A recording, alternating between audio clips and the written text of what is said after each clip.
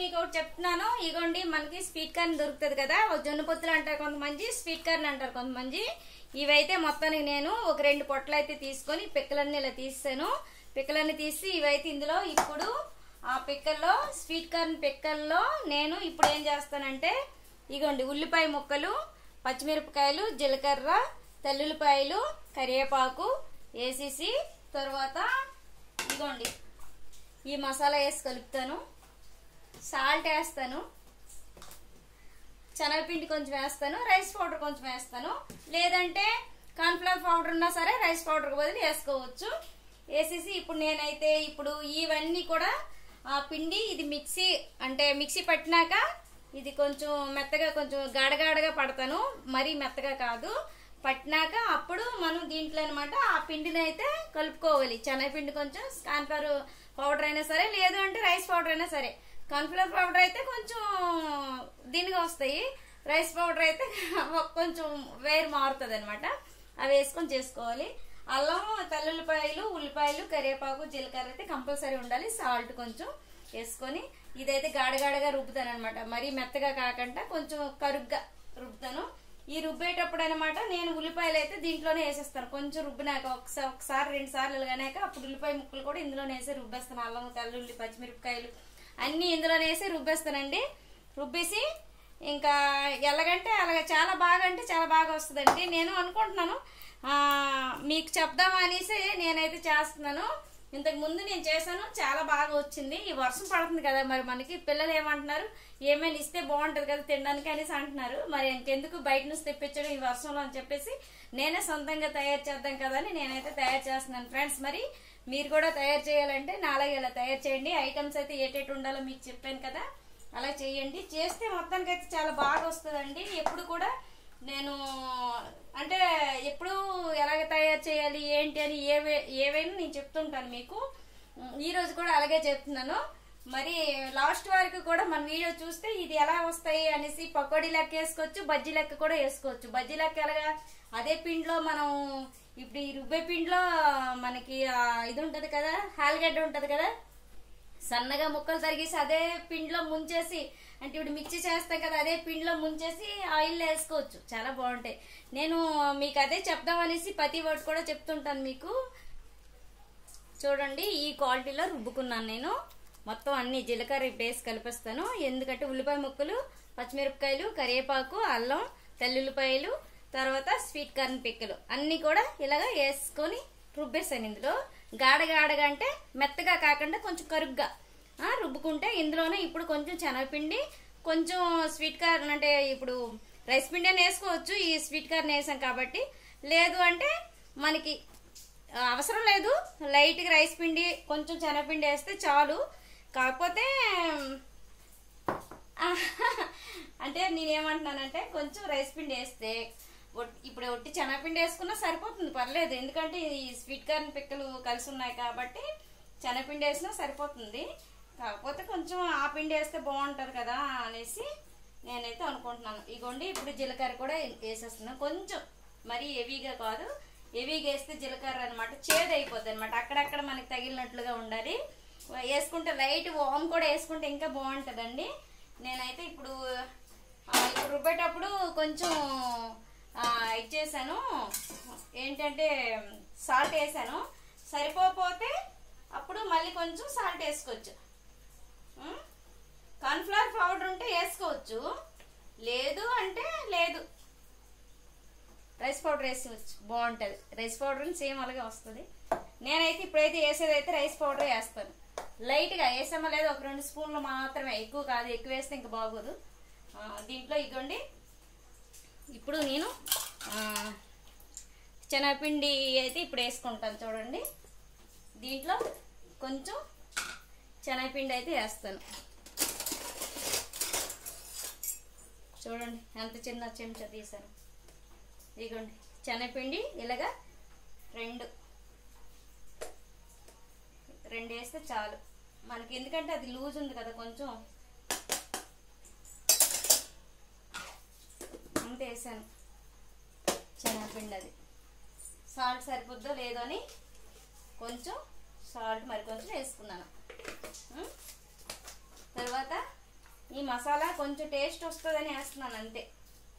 ఇదిగోండి ఈ మసాలా కొంచెం లైట్గా వేసుకుంటే బాగుంటుంది, మంచి స్మెల్ ఇస్తుంది, అందుకని మంచి ఫ్లేవర్ వస్తుంది. అయిపోయింది కదా, ఇది ఇప్పుడు నీట్గా కలిపిడమే. ఇంకా దీంట్లోనే కొంచెం రైస్ పౌడర్ వేసేస్తాను ఇప్పుడు. నీట్గా అంటే ఎంత నీట్గా అంత నీట్గా వస్తాయండి. మళ్ళీ మళ్ళీ మళ్ళీ మళ్ళీ మన ఇంట్లో పిల్లలు కానీ పెద్దోళ్ళు కానీ ఎవరైనా మరొకసారి చేయమని కూడా మనకు చెప్తారనమాట ఇలాగా. అయితే అలాగని పొద్దున్న ఇలా రుబ్బు పెట్టుకుంది, నైట్ రుబ్బు పెట్టుకుంది, మార్నింగ్కి అలా చేయకూడదండి. 1 గంట 2 గంటలు అయితే ఫ్రిడ్జ్లో పెట్టుకుని మళ్ళీ చేసుకోవచ్చు, కానీ పులుపు అయిపోతుందండి, బాగోదు, అంటే టేస్టీగా ఉండవు అనమాట. కాకపోతే ఉల్లిపాయ ముక్కలు ఎక్కువ వేసాం కదా, దానివల్ల అనమాట పాడైపోద్ది అనమాట, ఉండదు అనమాట. మనం నిల్వ ఈ రుబ్బుని ఉంచామంటే ఉండదు అనమాట, అంతే. ఇగోండి కొంచెం రైస్ పిండి ఒక 2 స్పూన్ల వరకు అన్నాను కదా, ఇగోండి కొంచెం అంటే కొంచెమేని, ఈ ఒక 2 స్పూన్ల వరకు మాత్రమే నేనైతే రైస్ పిండి అయితే వేసుకున్నానండి. రైస్ పిండి వేస్తే మనం వేసే బజ్జీ కానీ పకోడీ కానీ ఇలా విడిపోకుండా ఉంటుందండి, అందుకోసమని నేనైతే కొంచెం అలా రైస్ పిండి అయితే వేస్తున్నానండి. అంటే బాగా విడిపోదు అనమాట, మనం వేసేది అలాగా ఒకే దగ్గర మంచిగా వస్తుంది అనమాట, అందుకని అలా లైట్గా రైస్ పిండి అయితే నేను కలుపుకున్నానండి.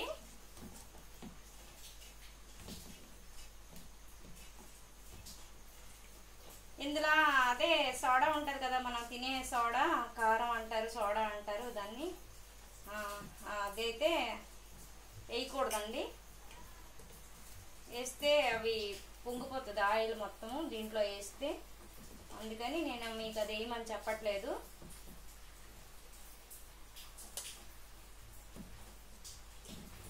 కలుపుకున్నాను, ఇలాగా మంచిగా వచ్చింది చూడండి, ఇలా కలిపేసాను. ఇదిగోండి ఆయిల్ అయితే వేసుకుంటున్నానండి, ఎందుకంటే ఆయిల్ వేసుకుంటే బాగా వేడెక్కుతుంది కదా, అందుకని ఆయిల్ అయితే వేస్తున్నానండి.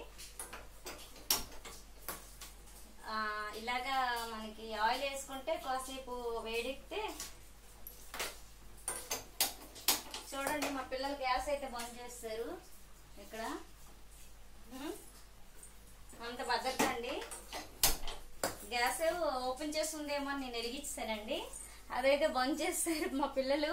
అంటే చాయ్ పెట్టమన్నాను కొంచెంసేపు ముందు, అప్పుడేమో వచ్చినప్పుడేమో ఇదైతే ఇలా బంద్ చేశారు. ఇప్పుడు మీకు చెప్పాను కదా లైట్గా వామ్ కూడా వేసుకుంటానని, ఇదిగోండి నేను అంటే గోంగూర కూడా ఎండబెట్టేసి డబ్బాలు వేసాను చూడండి, లైట్గా చెప్పాను కదా వామ్ వేస్తానని. కొంచెం ఇదిగోండి లైట్గా అంటే లైట్గా వేసుకోవాలి, మరి హెవీ వేయకండి, కొంచెం అక్కడక్కడ లైట్గా. అంటే మనం తినేటప్పుడు ఎక్కడో ఒకటి ఉంటే బాగుంటుంది కానీ మరీ ఎక్కువ బాగోదు కదండి, అందుకోసమని నేను లైట్గా వామ్ వేసుకున్నానండి. ఇక ఆయిల్ వేడెక్కిపోతే ఇంకా మనం ఇదంతా కలిసిపోయింది కదా, ఆయిల్ వేడెక్కిపోయిందండి.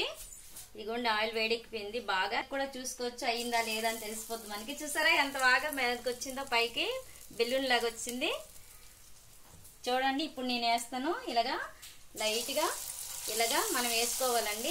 చాలా అంటే చాలా బాగా వస్తాయండి. కొంతమంది ఇవి చేస్తే బాగుంటాయో బాగోవు అనుకుంటారు, కానీ ఒకసారి మీరు చేసి చూడండి, ఎలా అంటే అలా వస్తాయి. పిల్లలు మళ్ళీ మళ్ళీ మనకు చేయమంటారండి.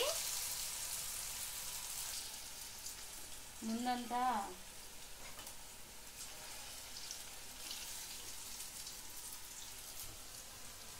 చూసారా నీట్గా వచ్చాయి, ఇంకా ఇవి బాగా వేయకపోతే తీసేయడమే.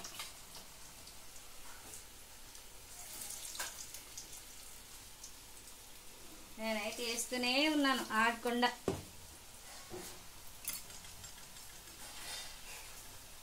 కొన్ని కొన్ని చేస్తాను, మీకు చూపిస్తాను. చూసారా ఎంత బాగా వచ్చాయో.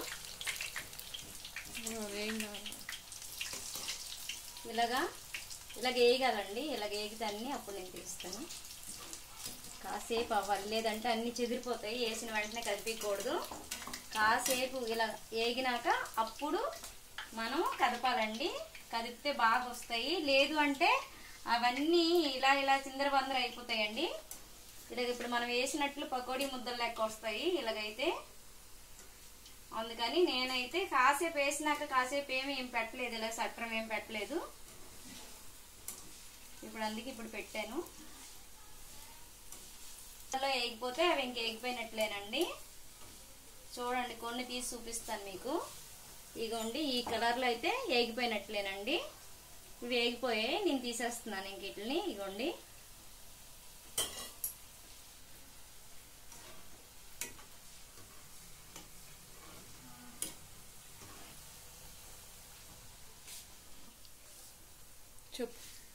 ఇగోండి ఇలా వేగిపోతే చాలా బాగుంటాయండి. చూసారా ఎంత కలర్ వచ్చాయో. ఇప్పుడు చాలా నీట్గా వస్తాయి. ఇప్పుడు కరకరాం అన్నట్లుగా ఉంటాయండి ఇవి. ఇగోండి ఇందులో వేస్తున్నాను. ఆయిల్ ఏమైనా ఒకవేళ ఉంటే ఆ కన్నాలు దాంట్లో వేసుకుంటే కిందకి వెళ్ళిపోద్దండి గిన్నెలో, అందుకని అలాగే వేసుకున్నాను. మరి ఎక్కువ నల్లగా చేసికండి, ఉడకాలని బాగోవు.